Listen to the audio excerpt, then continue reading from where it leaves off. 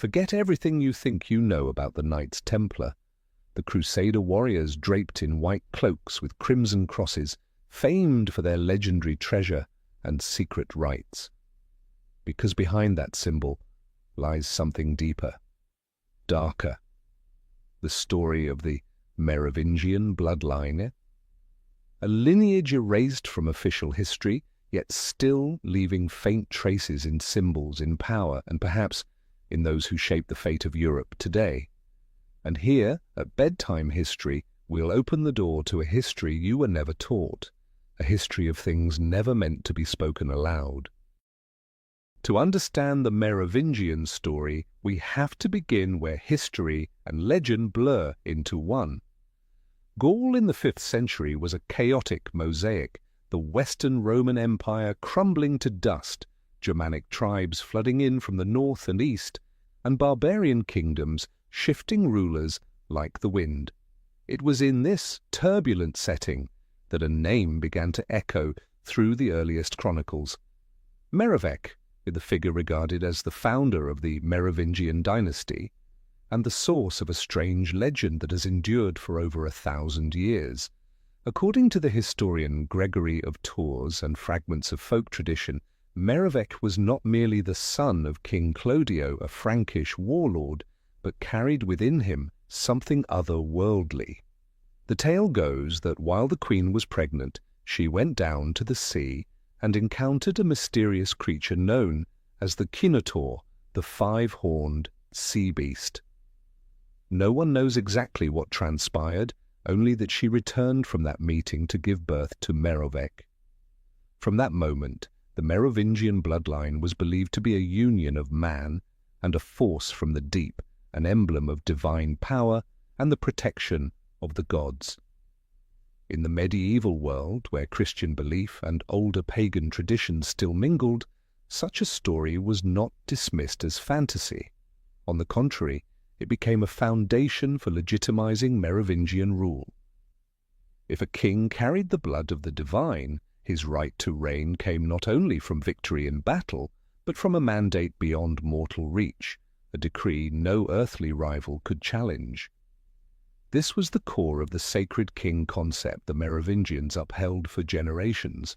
The mark of the sacred king was not confined to the myth of his birth.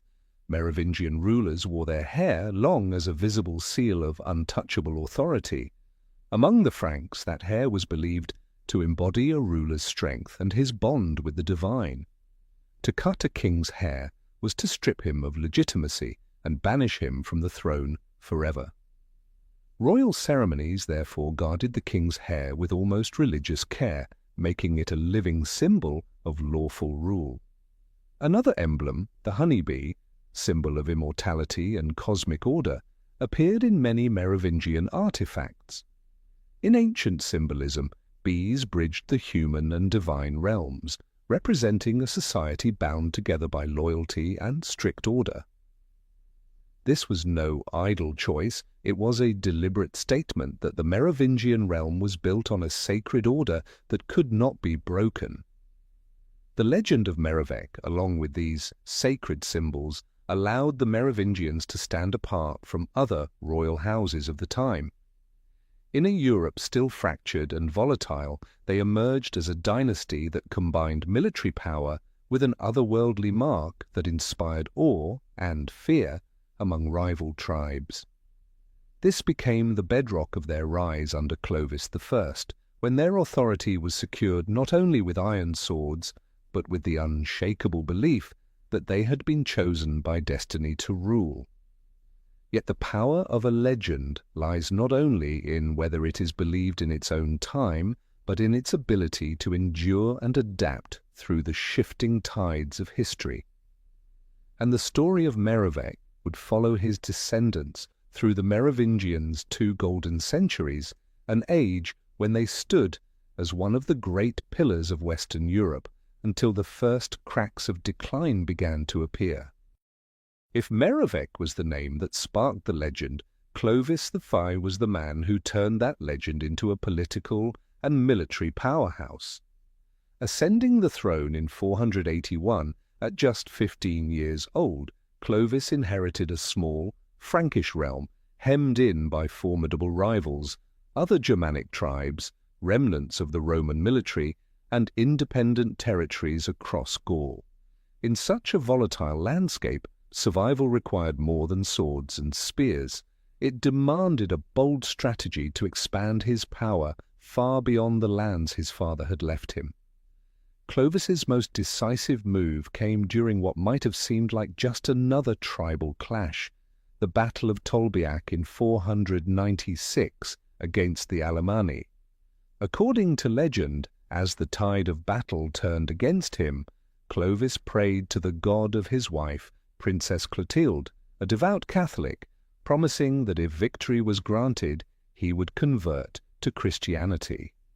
Clovis emerged victorious, and he kept his word.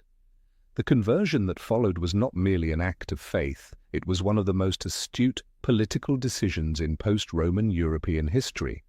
By embracing Catholicism, Clovis aligned himself with the Roman Church, the only institution at the time whose influence and network crossed the borders of kingdoms. This alliance gave him two major advantages. First, legitimacy. Clovis was no longer just a tribal warlord, but a Christian king recognized by the Church, placing him on equal or even superior footing compared to the Arian rulers of the day. Second, political and military support. Bishops and Catholic leaders throughout Gaul saw Clovis as a natural ally, ready to back him in consolidating his authority. After his conversion, Clovis rapidly expanded his realm, conquering strategic territories across Gaul and uniting the Frankish tribes. He chose Paris as his new capital, turning it into both a political center and a symbol of unity. Under his rule, the Franks' first codified legal system, the Lex Salica, was established, blending tribal tradition with Roman legal principles, laying a stable foundation for governance that would outlast him. Clovis's alliance with the Church also reinforced the Merovingians' image as sacred kings. If Merovec's legend tied them to myth and supernatural power, Clovis brought that image into the framework of Christianity, transforming divine authority into a blend of sacred bloodline and God's grace. This was a rare formula, preserving tribal identity while integrating into the emerging religious and political order of Europe. When Clovis died in 511, he left his descendants not only a vast kingdom stretching from the Pyrenees to the Rhine, but also a durable political religious foundation. Yet with that legacy came the seeds of future division. His lands were split among his sons, each ruling a portion, yet all belonging to the Merovingian line. In the short term, this preserved family unity. In the long term, it would create fractures the dynasty would one day pay dearly for. And as with all dynasties, the Golden Age would not last forever. After Clovis, the Merovingians would see decades of prosperity, but also periods of fragmentation, until the moment came when real power began to slip from the hands of the kings into those of others, men who would change the dynasty's fate forever. After the death of Clovis I, the Frankish kingdom was divided among his 4 sons, following the Frankish custom of partible inheritance. This was not meant to be a permanent fracture, but a way to ensure that each branch of the royal family retained its own territory and authority, while still belonging to a single bloodline, the Merovingian line. In its early years, this system functioned relatively well. The brothers, though occasionally at war with one another, maintained a shared sense of heritage, especially when confronted by outside threats. By this time, Merovingian territory stretched across nearly all of Gaul, from the Atlantic coast to the Alps and the Rhine, encompassing resource-rich lands and vital trade routes.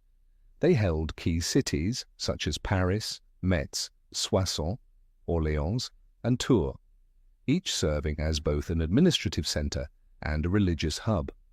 Across the kingdom, new churches, monasteries, and royal residences were constructed, not merely for governance, but to project authority to both the populace and the nobility. What set the Merovingians apart in this era was their ability to blend tribal tradition with a Roman-influenced administrative framework. Regions were governed by royal family members or trusted officials, yet remained under the coordination of a central authority. This arrangement allowed them to adapt quickly to local challenges while keeping the kingdom under unified control.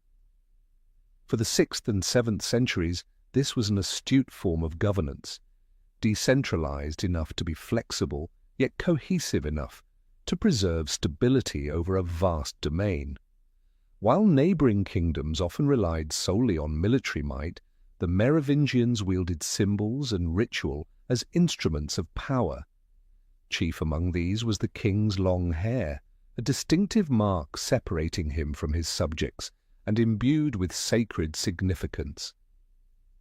It was believed that this hair was bound to his strength and legitimacy.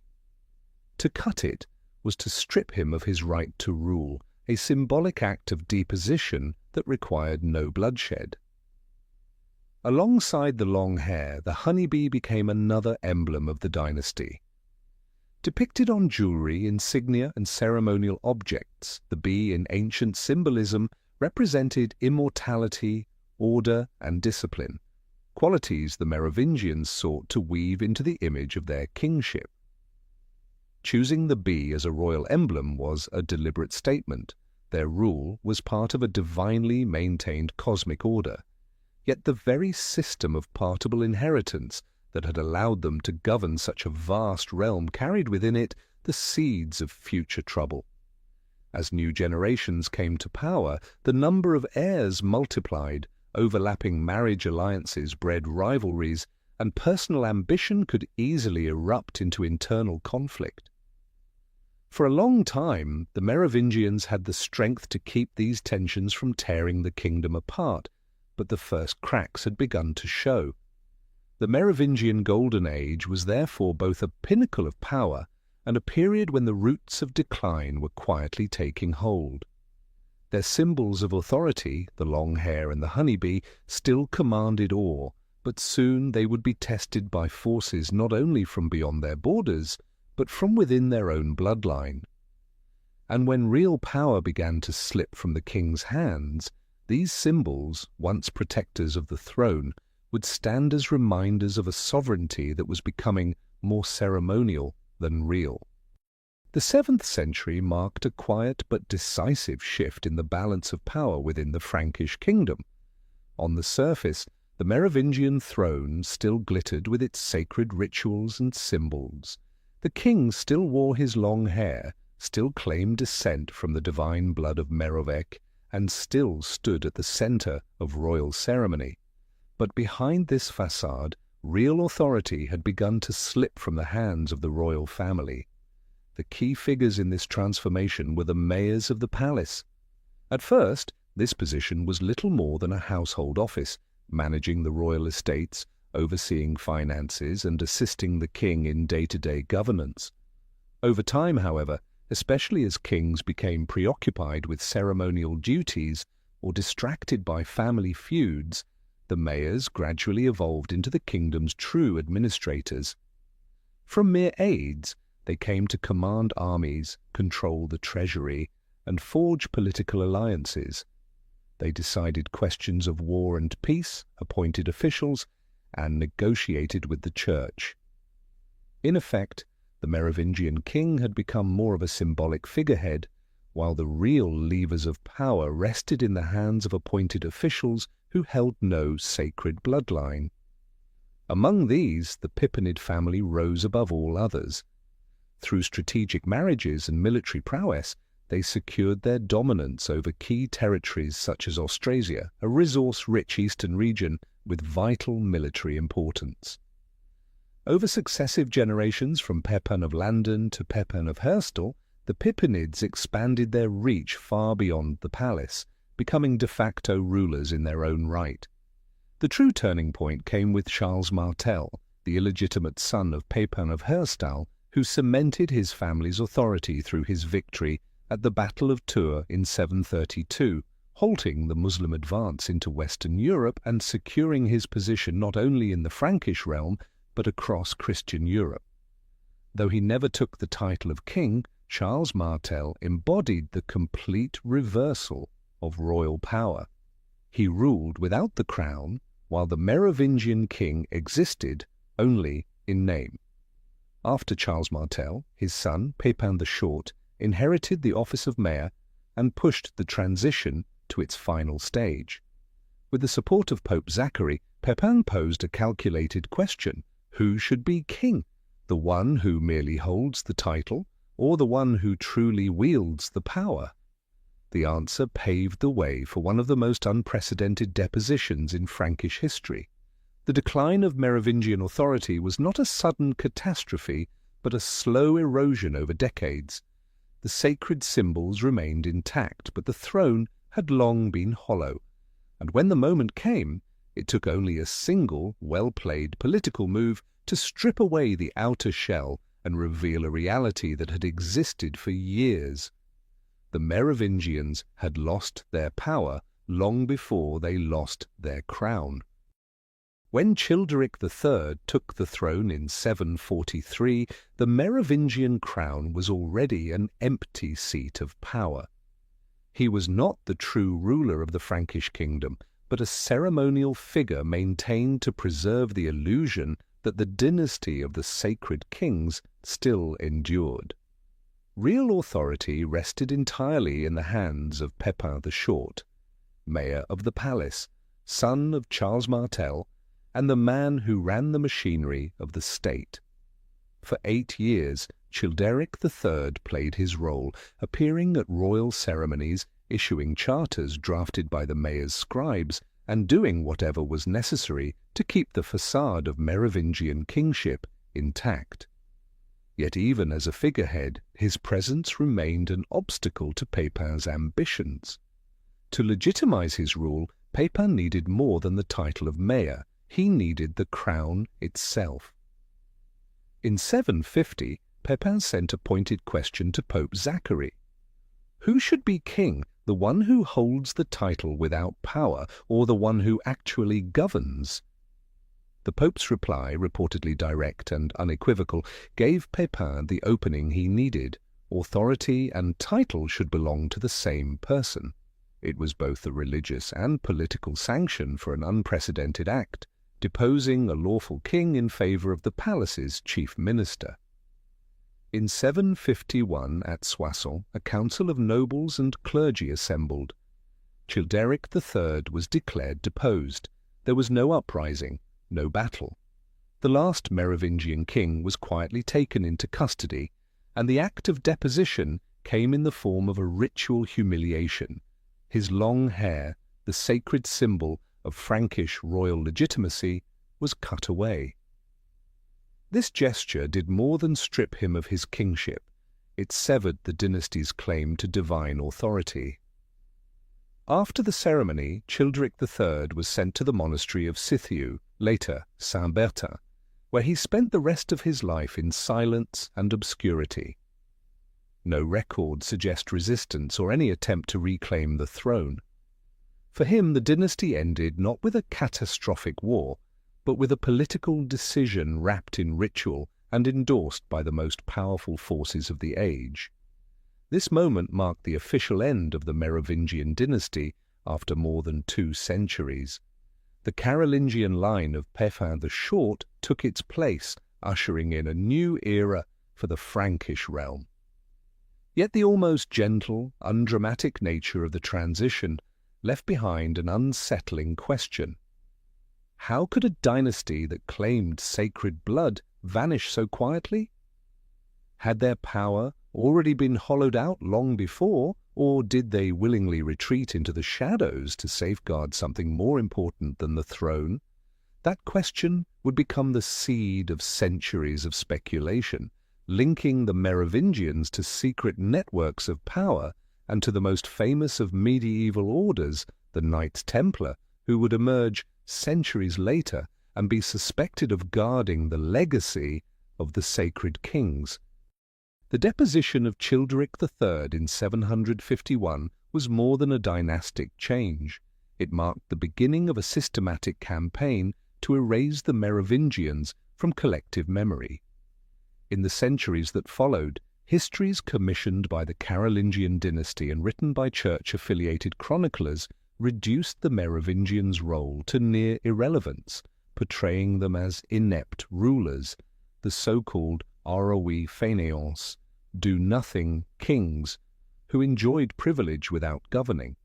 In truth, this downgrading was less an objective judgment than a political tool.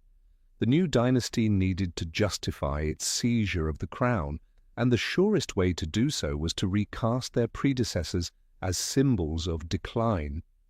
By painting the Merovingians as weak and incompetent, the Carolingians not only strengthened their own legitimacy, but made the transfer of power appear both necessary and inevitable. The result was a vast hollowing out of the historical record. Many contemporary accounts of the Merovingian period vanished entirely or survived only in fragments.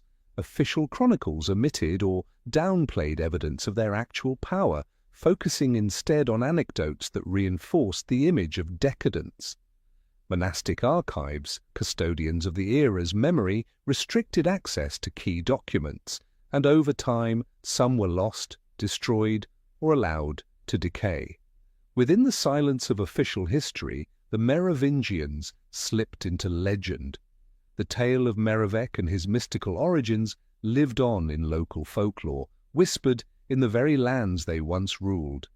Their symbols, the honeybee and the long hair, still surfaced occasionally in art and architecture, no longer explicitly linked to the dynasty, yet still recognizable to those who knew what to look for.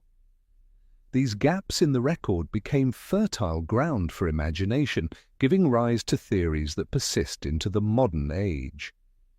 If mainstream history had erased much of the Merovingian legacy, could there still be documents, genealogies, or relics proving they never truly vanished, but merely withdrew into the shadows? In this telling, the Merovingians became the centerpiece of an undercurrent in history, where stories of the chosen bloodline and hidden power passed quietly through the generations, at times entwined with groups like the Knights Templar. Being erased from the political stage does not always mean the end of a dynasty. Sometimes it marks the transformation of power into a subtler, more elusive form. And when darkness blankets the official record, those who seek the truth are left to follow the faintest of trails, a carved emblem on stone, a blurred line in a manuscript, or a local legend whose origin no one quite remembers. It is from this fog of forgotten history that, centuries later, a new force would emerge, knightly in form, yet bound by its own network of power and secrecy. Many believe that this force inherited and guarded what remained of the Merovingian legacy.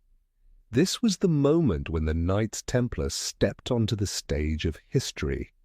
Nearly 4 centuries after the Merovingian dynasty vanished from the political stage, Europe entered the era of the Crusades, a period colored as much by religious fervor as by the grand game of politics and economics.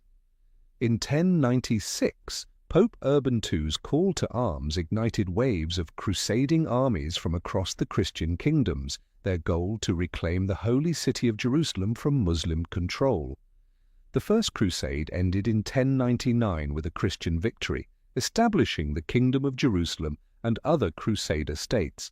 But victory did not bring peace. The pilgrimage route from Europe to the Holy Land remained fraught with danger. Bands of faithful merchants and emissaries still had to cross wild and hostile lands, vulnerable to ambush, robbery, and slaughter.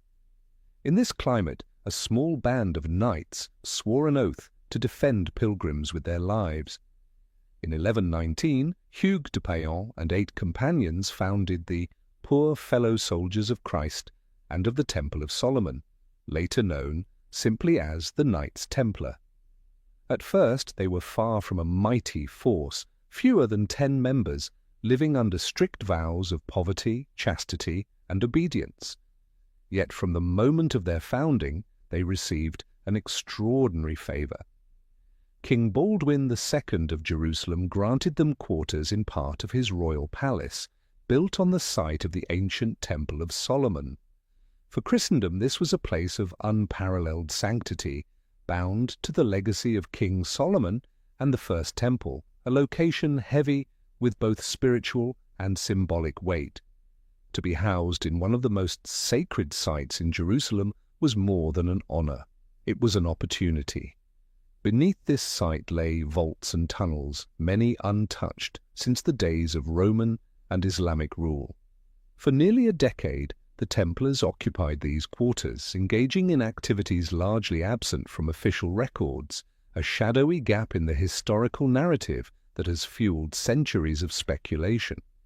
One of the most enduring theories suggests that during this time, the Templars uncovered relics and ancient documents capable of reshaping the understanding of Christian history and European authority, possibly including evidence of the Merovingian bloodline's survival and legitimacy. If so, the Templars would have transformed from pilgrim knights into guardians of a secret with influence far beyond the battlefield or the halls of the church.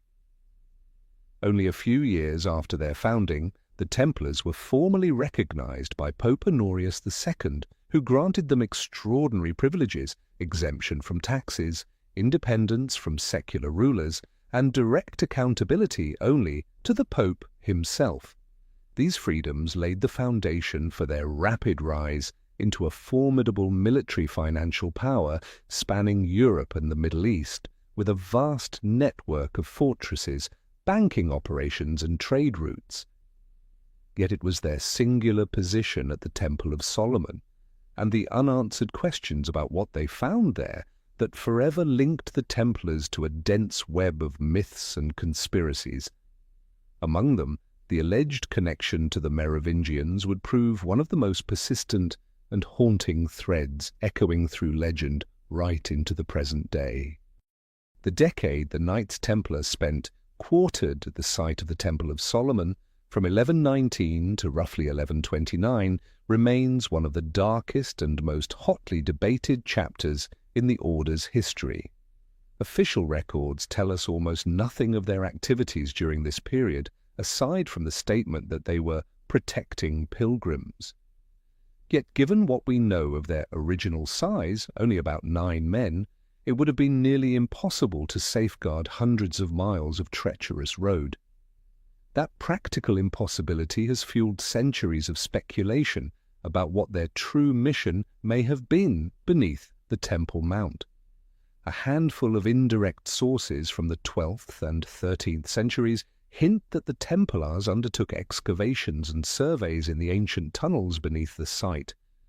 These subterranean passages were thought to be remnants of structures from the era of King Solomon, or at the very least from the periods of Roman and Byzantine control over Jerusalem. In medieval imagination, the temple was not only sacred ground, but also a storeroom of unimaginable wealth and ancient wisdom, housing sacred relics and religious manuscripts of immense spiritual value.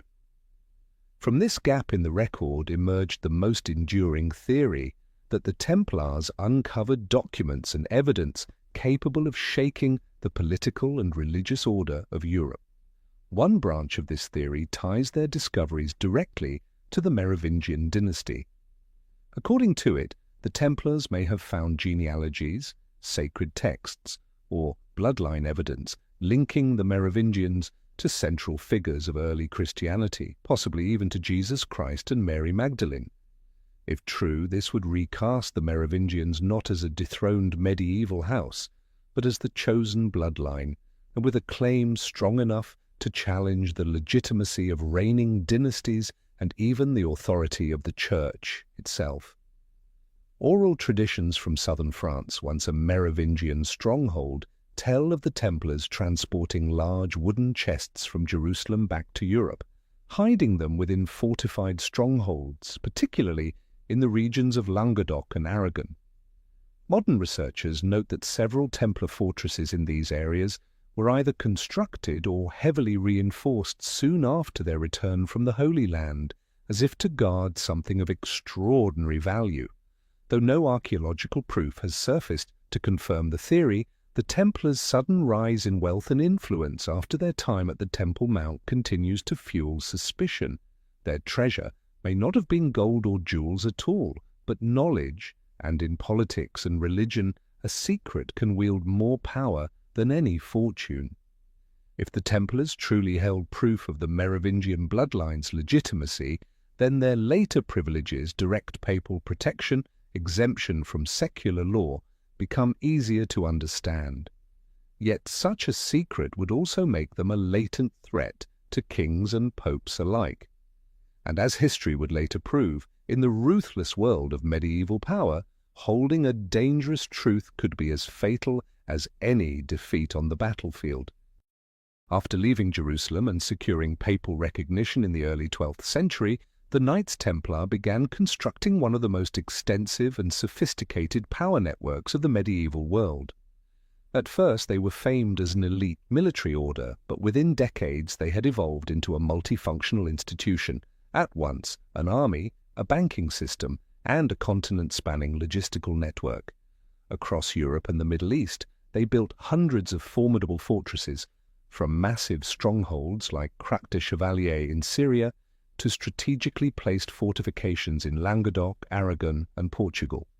Each fortress served not only as a military base, but also as an administrative hub, a granary, and at times a secure repository for objects of unknown but suspected significance. In France, especially the south, once a Merovingian heartland, many Templar sites were constructed or reinforced shortly after their return from the Temple of Solomon. This timing has led some researchers to wonder whether these were stone vaults intended to safeguard whatever legacy they had uncovered. But the Templars' power was never solely in their swords and walls. They pioneered Europe's first transnational banking network. Pilgrims and merchants could deposit funds at a Templar preceptory in Paris and withdraw them in Acre or Antioch using encrypted letters of credit, an innovation that offered unprecedented safety and speed in an era when overland travel was rife with danger. This system gave the Templars control over vast financial flows, enabling them to lend to kings and popes alike, securing in return protection, favors, and rare exemptions from secular authority. Within the theories linking them to the Merovingians, this network took on an additional role, protecting individuals believed to be descendants of the sacred kings. With their papal immunity and the ability to cross borders unchecked, the Templars could shelter and move key figures, along with documents or relics tied to them, out of reach of hostile powers. Some esoteric writings claim that through the Templars, a branch of the Merovingian bloodline survived, quietly absorbed into the European nobility and maintaining influence in the shadows for centuries. The order also preserved an internal system of symbols and rites that some scholars see as a subtle homage to Merovingian heritage. The iconic Red Cross would at times appear alongside motifs of the honeybee or the fleur-de-lis, symbols once associated with the ancient Frankish dynasty. While no official record explains this connection, their recurring presence in Templar architecture, heraldry, and manuscripts suggests a coded language, understood only by those within the circle. Taken together, fortified strongholds, financial dominance, political autonomy, and unmatched mobility, the Templars became a force no king or pope could fully control. Yet it was precisely these strengths, combined with the suspicion that they guarded secrets capable of rewriting history, that made them an existential threat to the established order. And in the medieval world, any organization that amassed such wealth, independence, and dangerous knowledge rarely met a peaceful end. In the Middle Ages, when books were rare treasures and most of the population could not read, imagery and architecture were more than decoration. They were a language. The Knights Templar, with their vast network of fortresses, churches, and commanderies across Europe, mastered this language. Sometimes it served the Church's official message, but at other times it carried a subtler purpose, messages that only a select few could decipher. In the theories linking them to the Merovingians, it was through this hidden language of stone and stained glass that the memory of the chosen bloodline was preserved. Symbolic researchers have identified recurring motifs across many Templar sites. The Red Cross, the Order's official emblem, sometimes appears alongside depictions of honeybees or the fleur-de-lis, both closely tied to Merovingian heraldry and heritage. In certain churches, columns and arches bear carved wave patterns or fish, recalling the legend of Merovec and his mysterious sea-born origin. To the casual eye, these were artistic flourishes. To those who knew the story, they were deliberate markers of a royal bloodline. Stained glass, a hallmark of Templar churches, also hides its share of anomalies. Some windows depict crowned kings with flowing hair down to their shoulders, distinct from the styles used for contemporary monarchs, yet without any identifying names. In the background, one might find bees or subtle six-pointed stars, faint enough to avoid suspicion yet clear to anyone searching for them. Architecture itself became a form of cipher. Many Templar fortresses and churches were built in circular or octagonal shapes, forms associated with perfection and eternity, but which some scholars interpret as symbols of the meeting point between the earthly and the divine. When plotted on a map, certain Templar sites appear to align in straight lines or form geometric shapes, connecting historical Merovingian centers, as if the entire Templar network doubled as a memory map carved onto the landscape. If such symbols appeared only once or twice, they might be dismissed as coincidence. But their repetition over centuries and across a broad geography lends weight to the theory of dual symbolism. In this view, the Templars served their public role as the Church's military and financial arm, while quietly pursuing another mission to preserve the Merovingian story in a medium no king or pope could easily censor or destroy. Through architecture and art, the Merovingian legacy needed no parchment to survive. It could hide in a carved relief, a stained glass window, or the hidden axis between buildings, things seen by all but read only by those with the key. And because such language was silent, it endured, slipping past inquisitions, purges, and the iron grip of official history. Yet while symbols could outlast centuries, political power could not. As the Templar network reached its peak, their independence and strength began to alarm both monarchs and the papacy, and when that unease turned into action, whatever legacy they had protected, if it truly existed, would face its greatest trial. As one crusade followed another, the Knights Templar became an indispensable force in the medieval Christian world. They were not only the spearhead of military campaigns, but also the backbone of the logistical, transport, and financial systems that sustained the conquest and control of the Holy Land. Their reach extended from European ports like La Rochelle and Marseille through the fortified island of Cyprus, the great strongholds of Acre and Antioch, all the way to frontline outposts such as Gaza and Safed. With each new crusade, the Templars carried more than swords and lances. They carried an entire trade network. They organized the shipment of grain, weapons, and supplies, as well as luxury goods such as spices, silks, and glassware from the East to Europe. This position made them cultural and technological conduits, absorbing the fortified building techniques of the Byzantines and the Islamic world, learning advanced medical practices, mathematics, navigation, and even refined systems of administration. This gave them two decisive strategic advantages. First, their military and financial strength multiplied. Templar fortresses became the most advanced defensive works of their time, and their banking network allowed armies to operate for extended campaigns without being entirely dependent on the treasuries of kings. Second, their trade network functioned as a covert communications channel. Letters, documents, and even artifacts could travel thousands of miles under the protection of the Red Cross banner, a passport few would dare to violate. In the context of the Merovingian theory, this created the perfect mechanism for safeguarding and maintaining any legacy or secret the Templars might have acquired from their time beneath the Temple of Solomon. Genealogical records, symbolic relics, or even living individuals, if such things existed, could be moved across Templar-controlled routes between continents without leaving a trace in official history. Their economic, military, and intellectual activities elevated them far beyond the role of a religious order.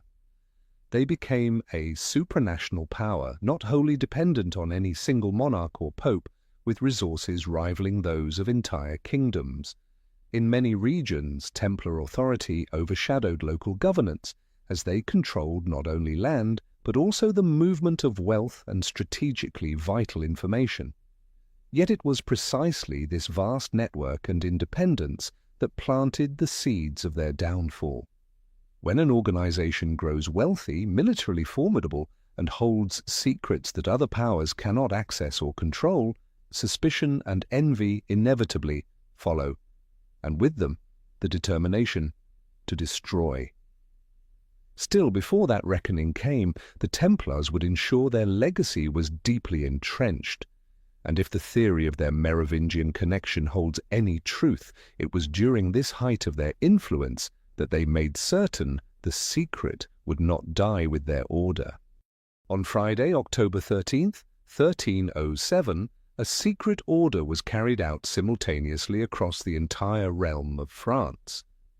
King Philip IV, known as Philip the Fair, Philippe le Bel, commanded the arrest of every Knight Templar within his borders. From the streets of Paris to the most remote countryside, Templar fortresses were surrounded, church doors sealed, and knights, from senior commanders to humble gatekeepers, were dragged away in irons. In a single night, an order once seen as a pillar of Western Christendom was recast as an enemy of the faith. Officially, the charges were heresy, blasphemy, idol worship, and the performance of profane rituals. Yet even at the time, many doubted these accusations were anything more than a pretext.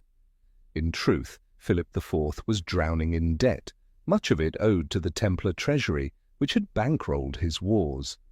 The purge allowed him not only to erase his debts, but to seize the immense wealth and property the order controlled within France. But money may have been only part of the story. The Merovingian theory suggests that Philip IV and his allies, including Pope Clement V, himself heavily influenced by the French crown, sought to eliminate another threat, the secrets the Templars guarded. If the order truly held documents or proof validating the legitimacy of a chosen bloodline, such as the Merovingians, that knowledge could destabilize both the Church's authority and the dynasties then ruling Europe. The sweep was ruthless. Many knights were tortured into confessing crimes that later historians have judged to be absurd or clearly fabricated. High-ranking leaders, including Grand Master Jacques de Molay, were imprisoned for years before being burned at the stake in 1314. According to legend, as the flames consumed him, de Molay cursed both Philip and Clement, and by strange coincidence, both men were dead within a year. Yet the purge left behind a mystery that has never been resolved. Most of the Templar treasure and records were never recovered. Contemporary accounts hint that in the hours before the arrests, certain members departed Paris with large wooden chests and vanished without a trace. Ever since, historians and treasure hunters alike have asked the same question. Did they flee with gold and silver, or with secrets powerful enough to upend the medieval world? The events of Friday the 13th, 1307, have since become a symbol of betrayal and political conspiracy. They ended the Templars' public existence, but if the Merovingian connection is real, they may also have driven what they protected deeper underground. History suggests that the body of an order can be destroyed while its core, its network, its knowledge, its purpose, survives in another form. From this point forward, the Templars, or at least their inner circle, would move into a new phase, hidden from the light, yet still casting a long shadow over Europe for centuries to come, who, after the purge of 1307, many believed the Knights Templar had vanished entirely. In truth, it was only the end of the public, visible part of the order. The Templars' military and administrative structure in France was dismantled, their fortresses seized, their wealth confiscated. Yet the vast network they had built over more than 2 centuries, landholdings, manpower, alliances with noble houses and intricate channels of information, could not be erased in a single night. In kingdoms beyond the immediate reach of Philip IV, the Templars' fate was less severe. In Scotland, Portugal, and parts of Germany, many knights found refuge. In Portugal, the entire Templar branch was reborn under a new name, the Order of Christ, and continued to hold much of the old order's property, personnel, and rights, many of which were believed to be direct inheritances from the Templars. In Scotland, where the king refused to enforce the papal order, fugitive knights were sheltered by local lords, and legend holds that they fought in decisive battles, such as Bannockburn in 1314. As for their symbols, the Templars' Red Cross disappeared from public banners but persisted in subtler forms, carved into church stonework, inlaid into floor tiles, or hidden within illuminated manuscripts. Certain dual symbols once linked to the Merovingians, the honeybee, the fleur-de-lis, the wave motif, continued to appear in noble heraldry, in the architecture of later buildings, and even in the rituals of secret societies that emerged centuries later. Some theories suggest that the Templar inner circle, those who held the order's true secrets and legacy, deliberately retreated into the shadows before the purge began.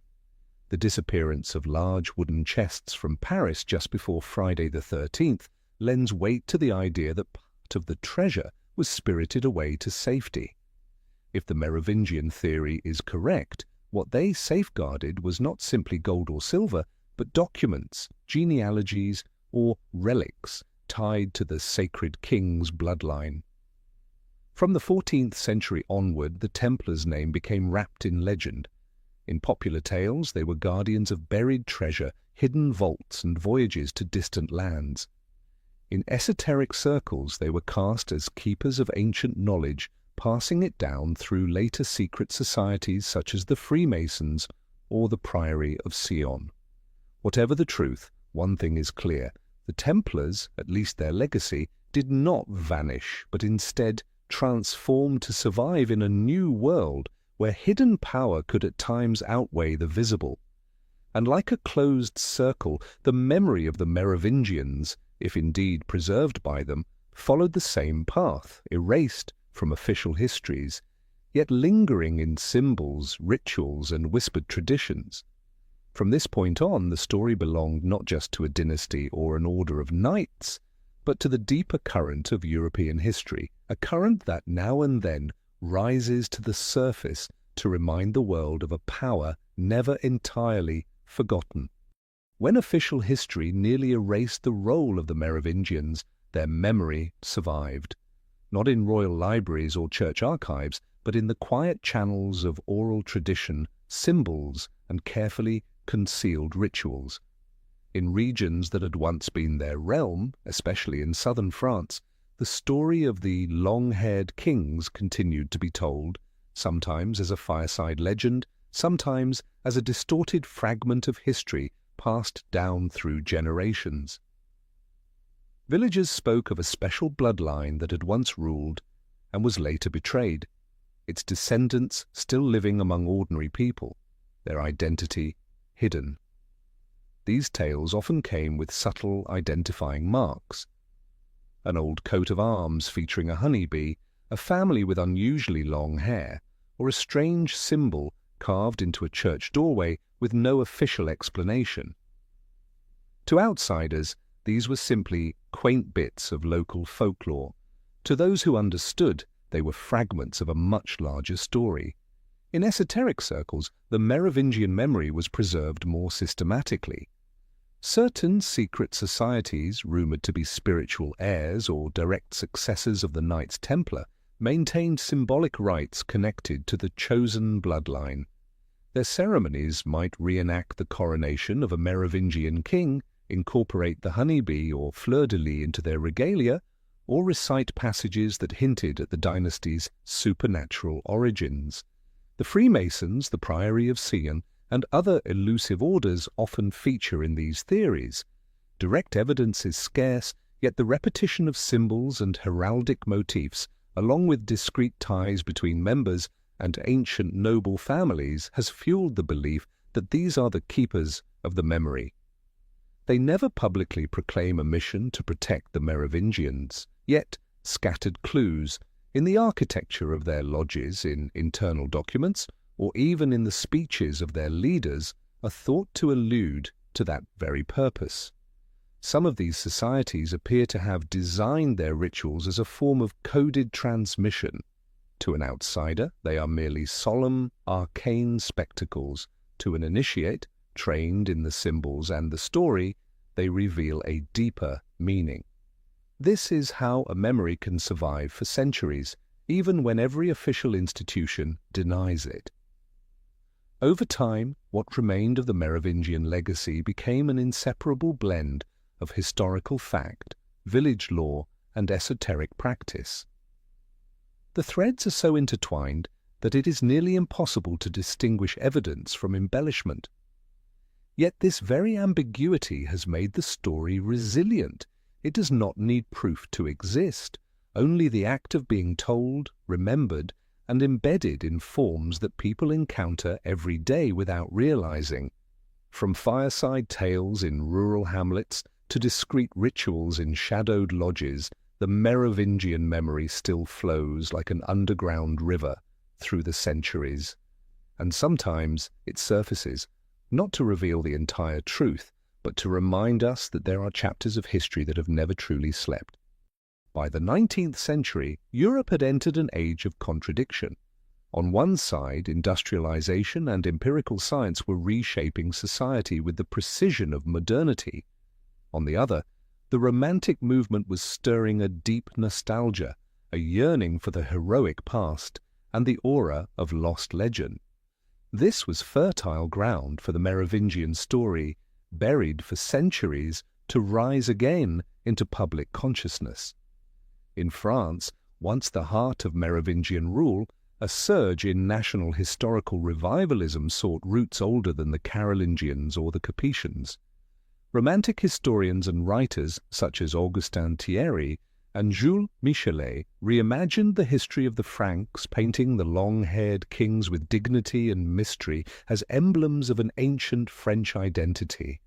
At the same time, newly founded archaeological societies began excavating royal tombs, including those of Dagobert I and Clovis I, stirring public fascination with a dynasty long excluded from mainstream history. But the Merovingian revival did not remain confined to academia. By the mid-19th century, Europe was teeming with secret societies and occult movements, from the Freemasons and Rosicrucians to smaller esoteric circles. Many of these groups began weaving themselves into legends of the chosen bloodline, hinting or outright claiming that they were the guardians of the Merovingian legacy.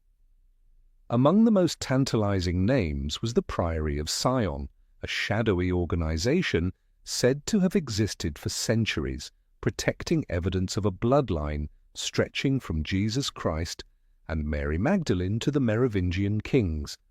Meanwhile, archaeological finds and historical studies were often cloaked in mystique.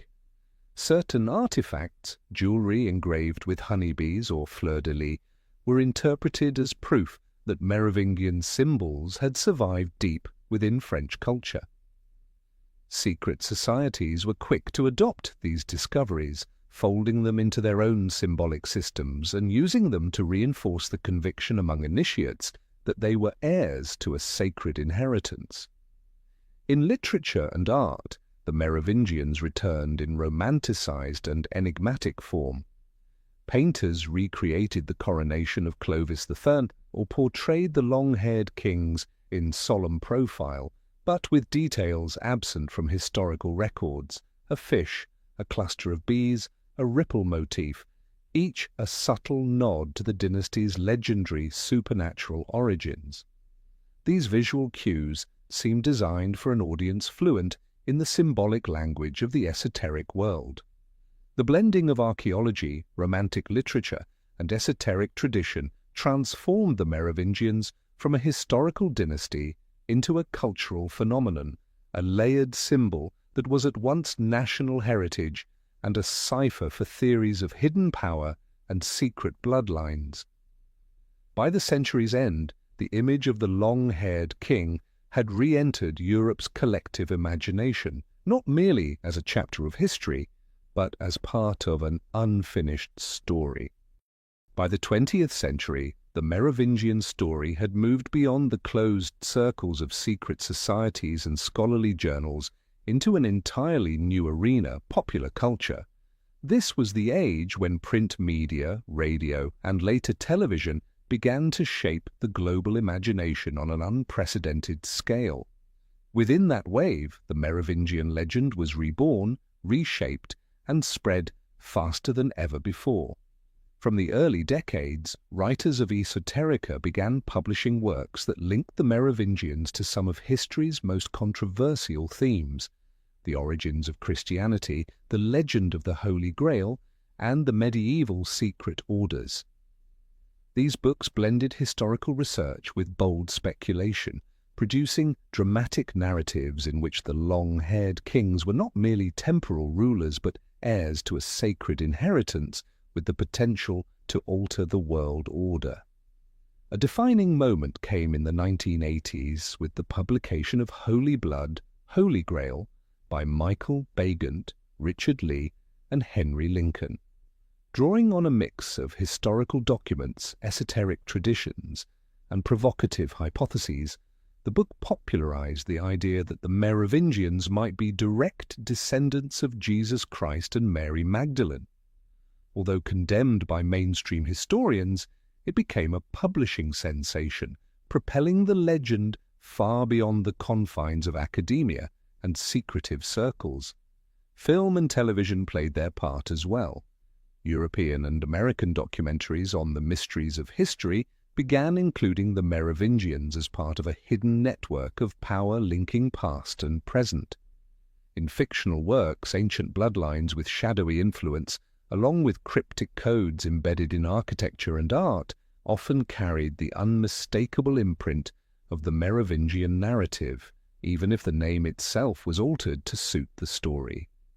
By the century's end, the rise of the Internet provided the perfect medium for these theories to flourish. Online forums, niche websites, and discussion groups sprang up, where enthusiasts exchanged images, maps, and symbol analyses, linking the Merovingians to everything from the Knights Templar and the Holy Grail to modern political conspiracies. In this process, the line between fact and fiction blurred more than ever. Unverified details began to take on a life of their own, repeated often enough to become truth in collective memory. The Merovingian story thus became both a cultural phenomenon and a case study in how history, once filtered through the lens of mass media, can mutate and spread beyond anyone's control. All of this laid the groundwork for the leap that would come in the early 21st century, when a single work of fiction, rooted in many elements of the Merovingian legend, would spark a global frenzy, thrusting the myth before hundreds of millions of people and ensuring that it would never again recede fully into the shadows. In 2003, the release of Dan Brown's The Da Vinci Code sent a cultural shockwave around the globe. Within months, the novel had become a publishing phenomenon, selling tens of millions of copies and translated into dozens of languages. By 2006, the film adaptation brought soaring shots of Gothic cathedrals, Renaissance art, and religious codes to cinema audiences worldwide. Beneath the rapid-fire pacing of its thriller plot lay a hypothesis long circulated in esoteric circles that the Merovingian bloodline was the direct descendant of Jesus Christ and Mary Magdalene, and that this truth had been systematically suppressed for centuries. With the Da Vinci Code, a narrative once confined to secret societies and a small circle of alternative historians suddenly reached hundreds of millions. Elements familiar from Holy Blood, Holy Grail, the Knights Templar, the Priory of Sion, the Holy Grail as a symbol of bloodline were reimagined by Brown as pieces of an urgent, high-stakes treasure hunt. In doing so, he propelled the Merovingians out of the shadows of historical obscurity and into the center of global popular imagination. This surge offered an unprecedented opportunity for those interested in hidden history.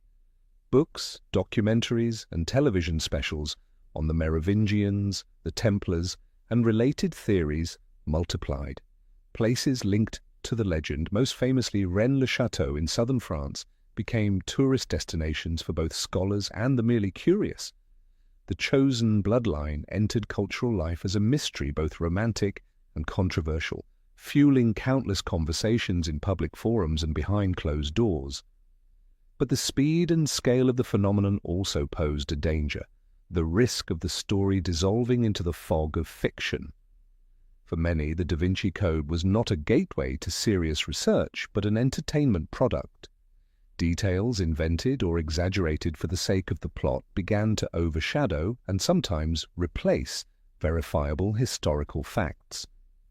The blending of evidence and invention blurred the line between scholarship and storytelling, making it easier for both misunderstandings and deliberate distortions to take hold.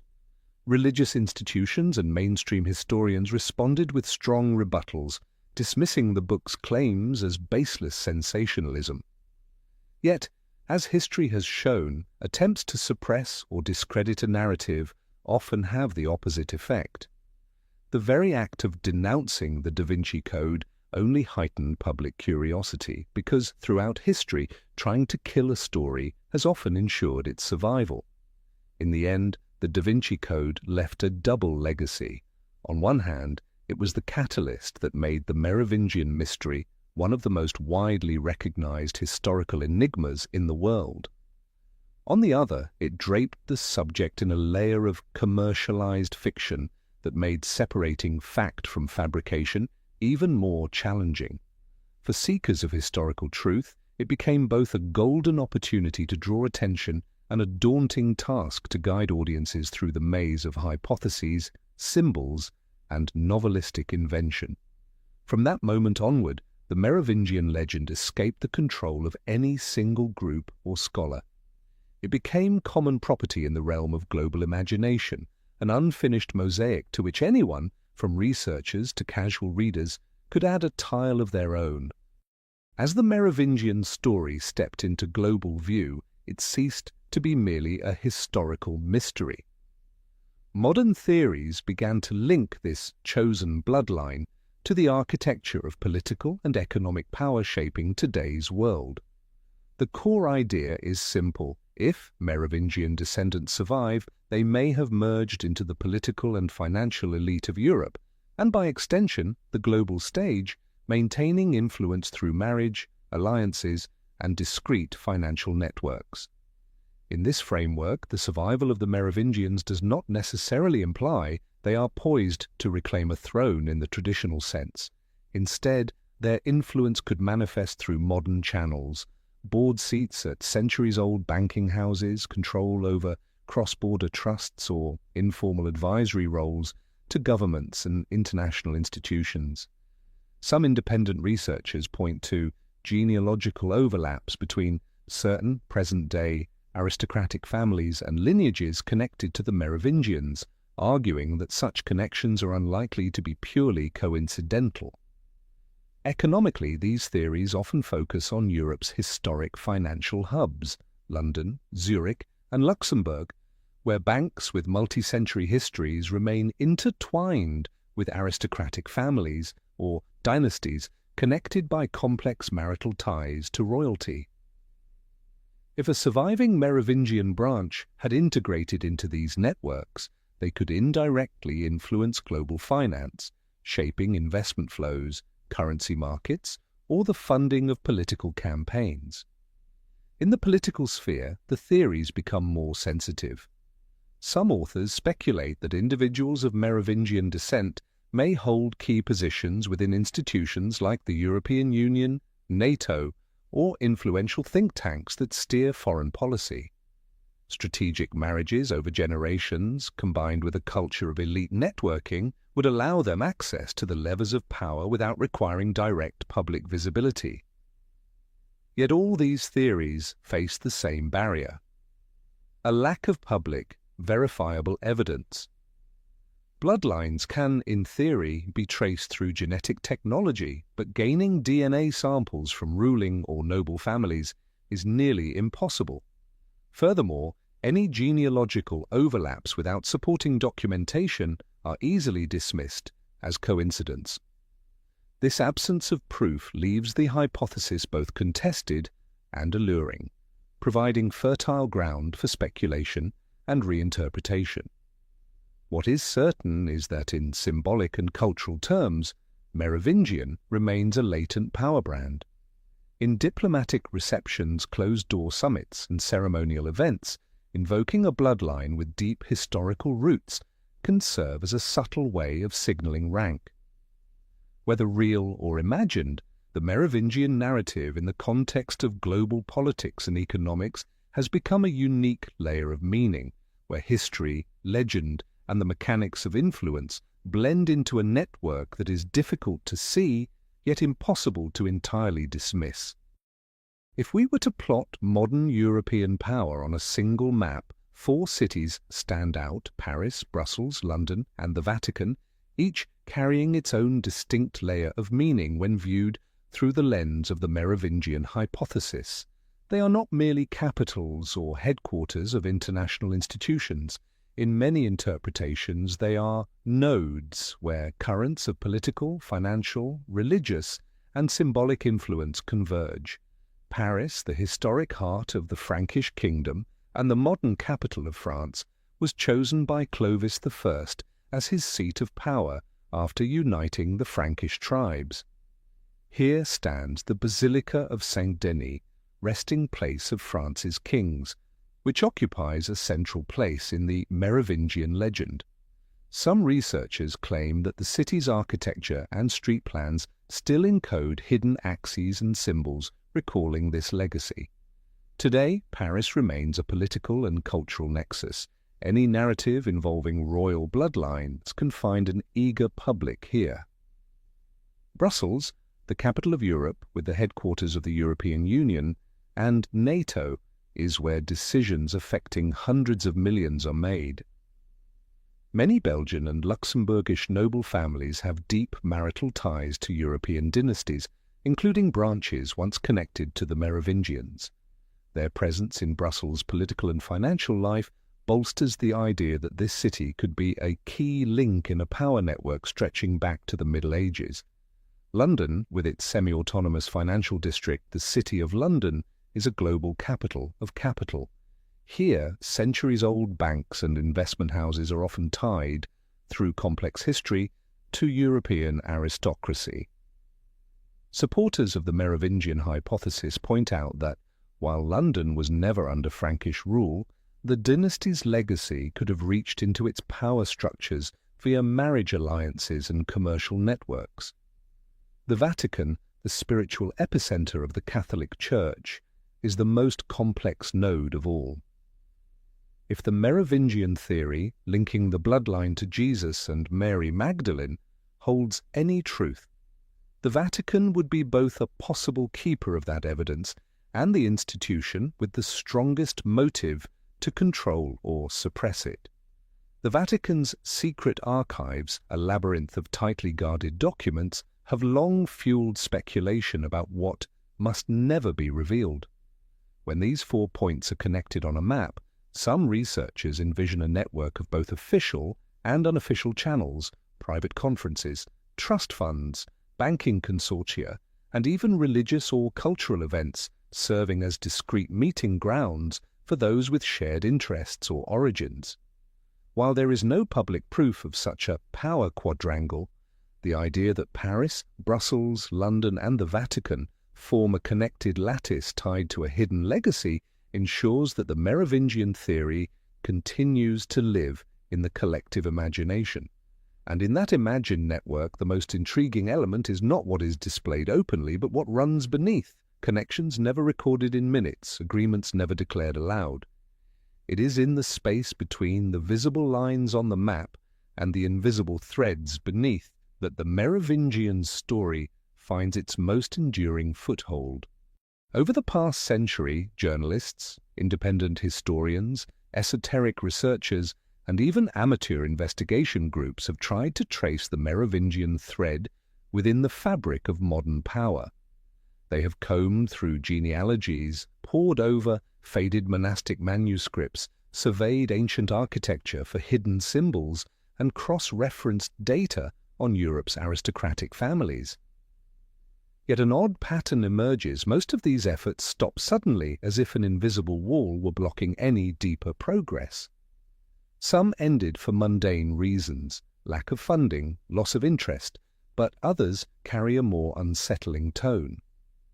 Investigators have claimed that files vanished after submitting requests to national archives, or that key witnesses abruptly withdrew without explanation.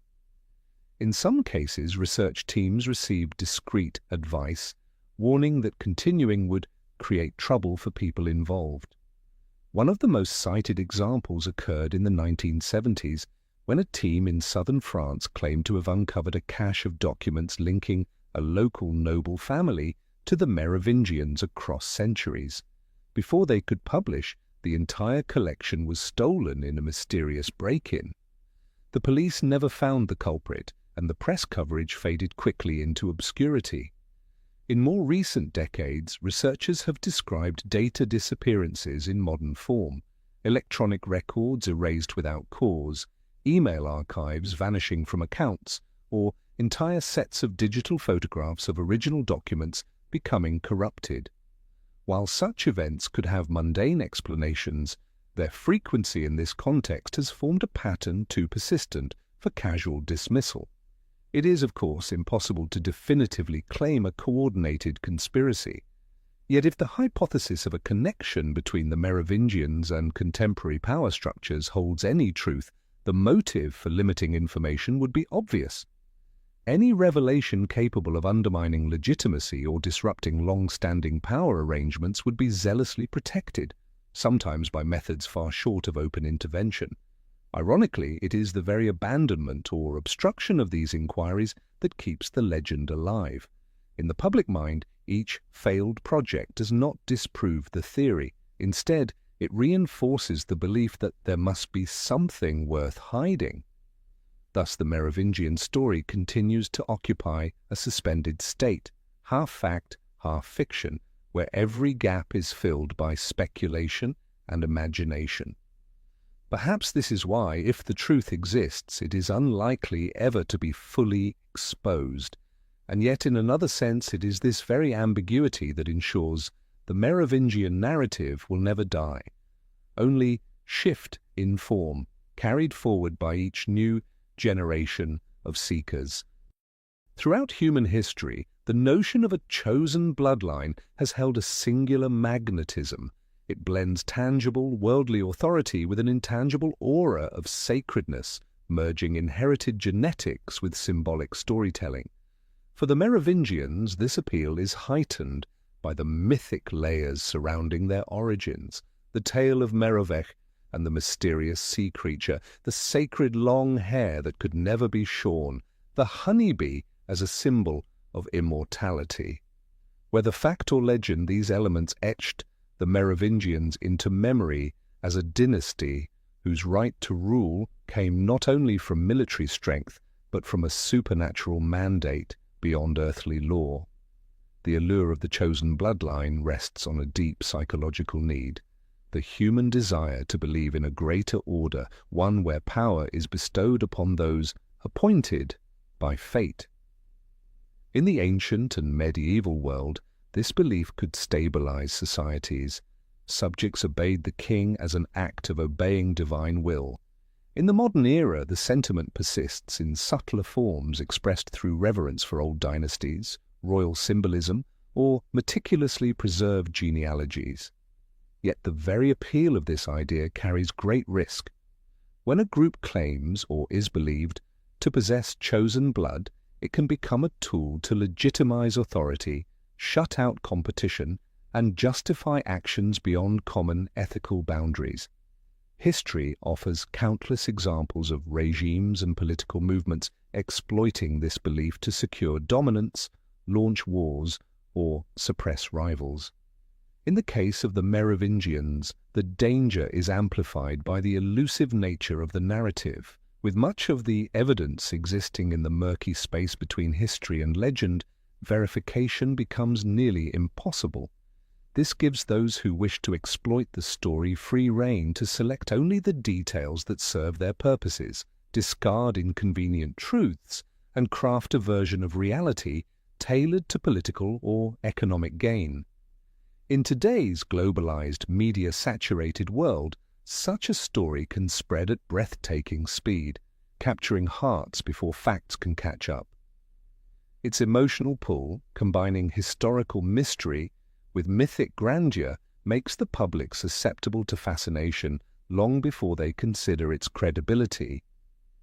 In the hands of an organized power bloc, the chosen bloodline could be weaponized to shape public opinion, restructure alliances, or even shift political balances. Thus, the Merovingian legend is not merely a curious historical artifact or an enticing cultural mystery. It is a vivid example of how an idea, regardless of its factual roots, can both fuel the human imagination and wield enough influence to shape and even manipulate societies. And this is precisely why many believe that if the secret of such a chosen bloodline does exist, it will always be protected or buried at any cost. Within the mist that shrouds the Merovingian story runs an undercurrent of prophecy, hazy predictions scattered across monastic manuscripts, fragments of folk legend, verses of mystical poetry, and cryptic texts copied within secret societies. The details shift from one source to another, but they converge on a single idea. One day, the chosen bloodline will return, bringing with it a great transformation. One of the oldest such prophecies is said to originate in Languedoc in southern France, once a Merovingian stronghold. A 13th century manuscript, still kept in a secluded monastery, speaks of the heir of the sea who will appear when darkness covers the west and the ancient light is awakened. The ancient light is never defined, but many interpret it as a metaphor for the restoration of a forgotten lineage. Later secret societies, particularly those believed to be heirs to the Templar tradition, wove these prophecies into their own rites. In certain closed ceremonies, initiates recite verses or incantations about the hidden king who will emerge to restore order. Here, order does not refer to the laws of the present world, but to a sacred order, a system said to have existed since pre-Christian times, now replaced by the prevailing structures of power. Notably, these prophecies often resurfaced during times of European crisis. During the wars of religion, the French Revolution, and even the World Wars, new versions of the prophecies circulated quietly, carrying the message that current upheavals were merely preludes to a greater return. This persistence suggests that whether or not they are historically authentic, such prophecies endure because they answer a deep psychological need in times of uncertainty, the need to believe that a predestined one will arrive to set things right. The vagueness of these forecasts is their greatest strength. Lacking specific dates, places, or names, they cannot be conclusively disproven, nor can they be confirmed. Each generation is free to reinterpret the prophecy in its own context, making it a flexible tool for sustaining belief or advancing political aims. And so the prophecy of the Merovingians' return continues to live, not only in brittle manuscripts and arcane rites, but in the imagination of those who believe history has never truly ended. For if the story is true, their disappearance was never the final chapter, only an extended pause before the next one begins. Imagine that one day, in the turbulence of the mid-21st century, a figure steps forward to publicly declare themselves a direct descendant of the Merovingians, and not merely with words. They present an unbroken genealogical record preserved over centuries, royal artifacts matching descriptions in early chronicles, and even DNA analysis cross-referenced with remains from verified royal tombs. Such an event, if it happened, would trigger a seismic shock, not only in academic circles, but across global politics, religion, and media. Politically, reactions would be fractured. In France, and in European states that still maintain constitutional monarchies, this could ignite movements for royal restoration or fuel nationalist identity politics. Traditionalists might frame it as an opportunity to restore the sacred order that history once diverted. Conversely, democratic governments would likely work to minimize its political impact, wary of anything that could destabilize the existing order. In countries where monarchy is a sensitive topic, the appearance of such a claimant could even be legally or diplomatically suppressed. Religiously, especially within the Roman Catholic Church, the situation could become far more delicate if the Merovingian bloodline were demonstrably tied to controversial theories about Jesus Christ and Mary Magdalene. It would present a theological earthquake. The Vatican might face an impossible choice: deny and move to discredit the claimant, or attempt to reinterpret and integrate the story into existing doctrine. Either path risks triggering internal schisms between those who embrace the revelation and those who view it as heretical or dangerous. In the media, the event would be a firestorm. Within hours of the announcement, major news outlets would broadcast the story worldwide. Social media would erupt with images, video clips, and endless commentary. Talk shows, documentaries, and dramatizations would appear in rapid succession. The narrative would fracture into hundreds of competing versions, some grounded in fact, others in wild conjecture or outright fabrication. In such an information maelstrom, distinguishing truth from fiction would become almost impossible. There would also be the risk of instrumentalization.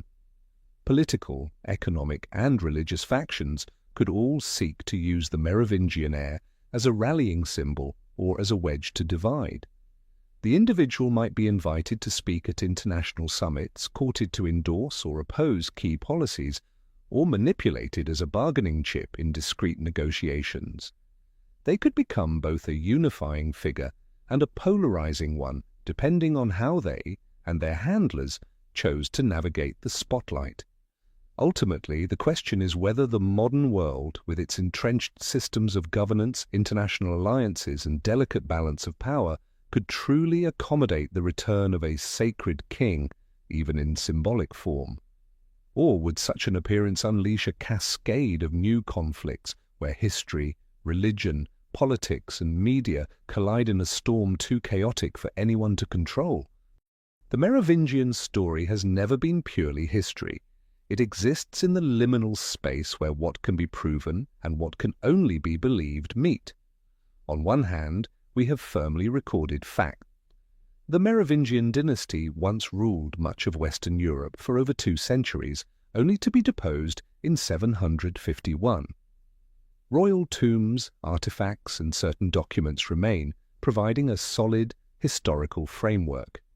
On the other hand, the flesh covering that framework is drawn from legend, esoteric ritual, prophecy, and unverified theories, where truth and fiction dissolve into each other until they are almost inseparable.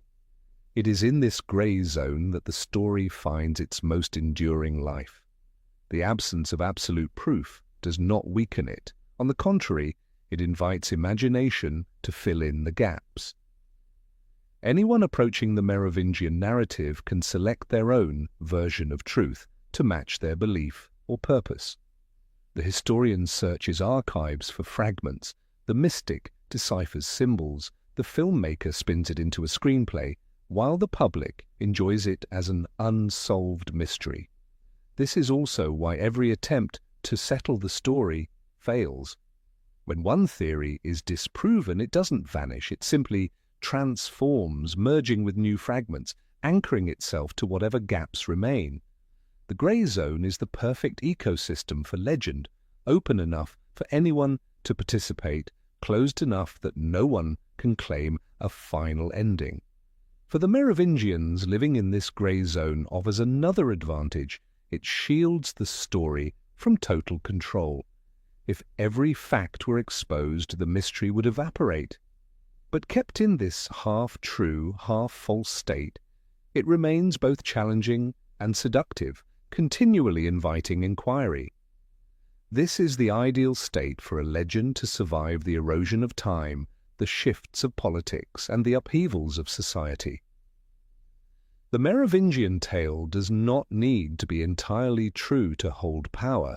Its strength lies in the questions it forces us to ask about history, about authority, and about how stories are told or hidden.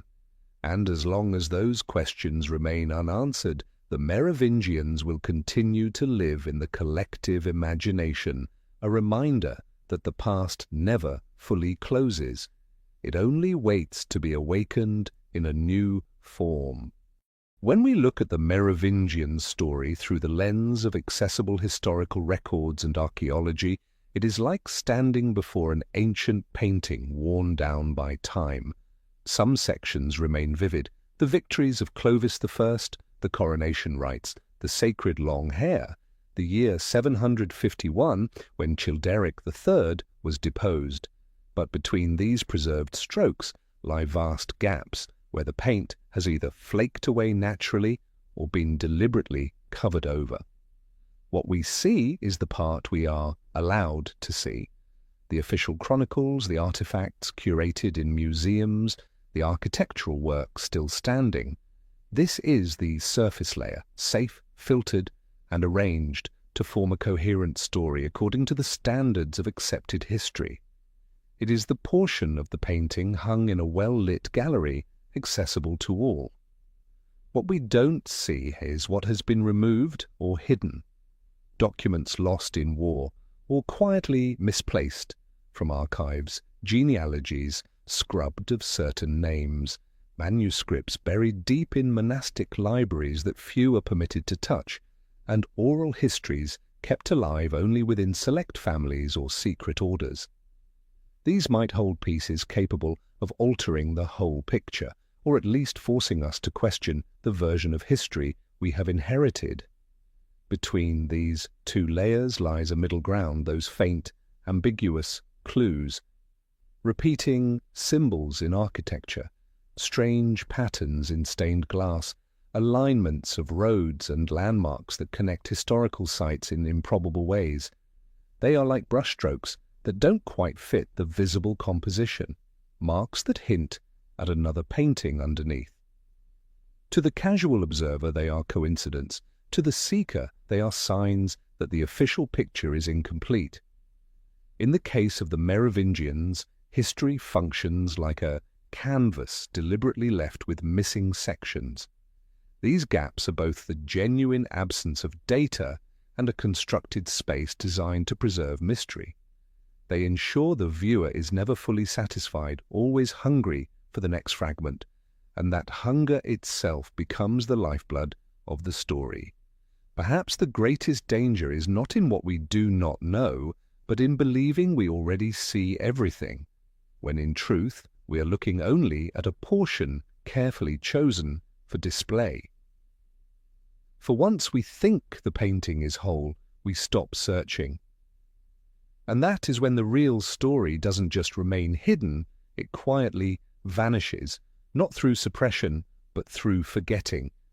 Imagine that one day everything hidden about the Merovingians is brought into the open, their full bloodline, their connection to the Knights Templar, every locked-away document, symbol, and piece of evidence from centuries past.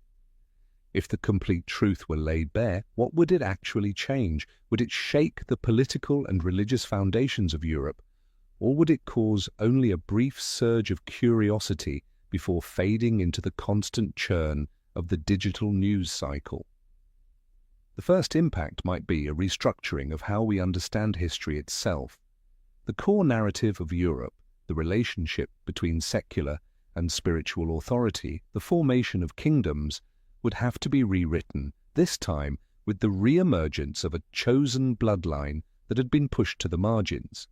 In religion, especially within the Roman Catholic Church, any revelation tied to the Merovingians' origins could spark deep theological debate, perhaps even fracture unity.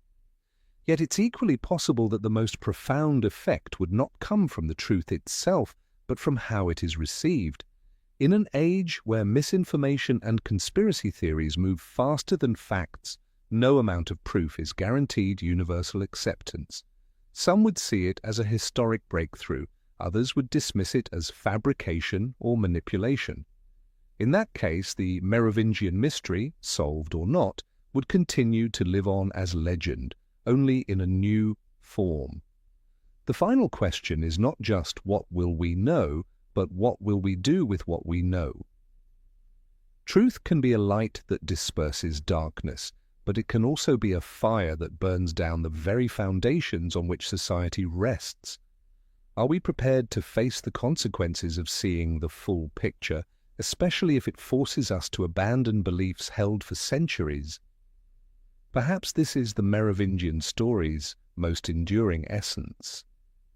It exists to pose questions rather than to provide answers. For that reason, whether the secret is ever revealed or not, it will continue to push us to examine the relationship between history, power, and memory, forces that, like blood, are always in motion but not always visible. And so the journey through the mists of Merovingian history comes to a close, at least within the scope of this narrative. But the story, like all great mysteries, lives on not in the history books, but in the questions left unanswered. The past may sleep, but it is never truly silent.